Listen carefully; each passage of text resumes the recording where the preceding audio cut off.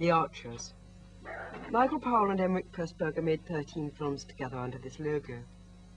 Although Powell produced Peeping Tom alone, the bullseye appropriately introduces the film's first image, an opening eye.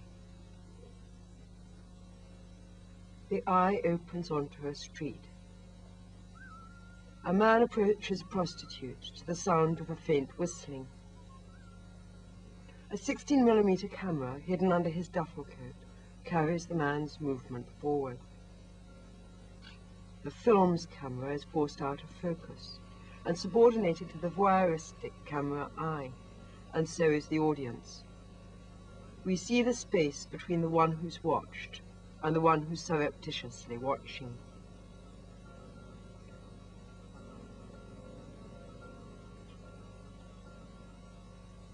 It'll be £2. There's no voyeuristic thrill in this male-female sexual encounter. The spectator's gaze is not erotically involved, not glamorized, but insistently absorbed into the camera's tracking movement, tracking its prey. For a moment, the camera's aggressive look is stopped with a cut.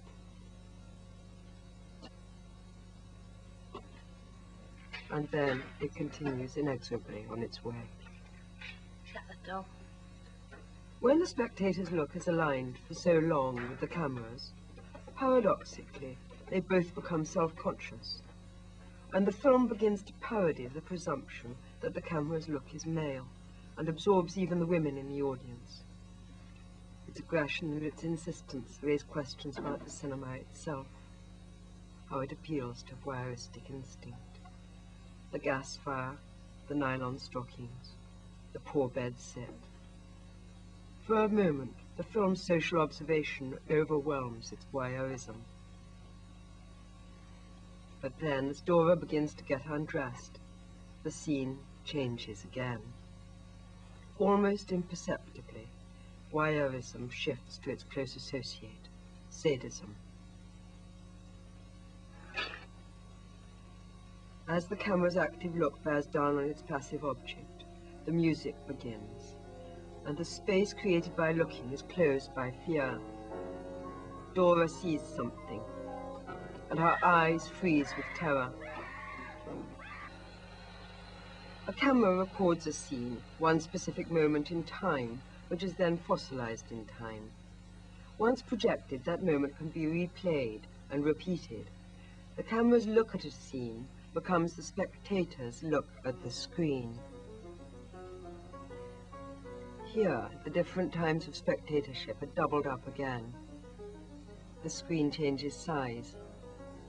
It shifts between the time of the story, when Mark is watching his film, and the time when any audience watches Peeping Tom in the cinema. While the credits roll, these layers of time that are usually invisible become uneasily visible to the audience of Peeping Tom.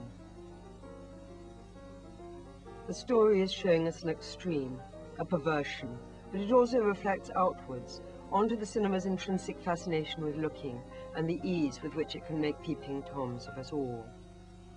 The credits, superimposed on the 16mm projection, is a reminder that the makers of Peeping Tom are also, on their side, complicit. The name of the director of photography is superimposed on the climax of the sequence, and the name of the director is superimposed on the projector.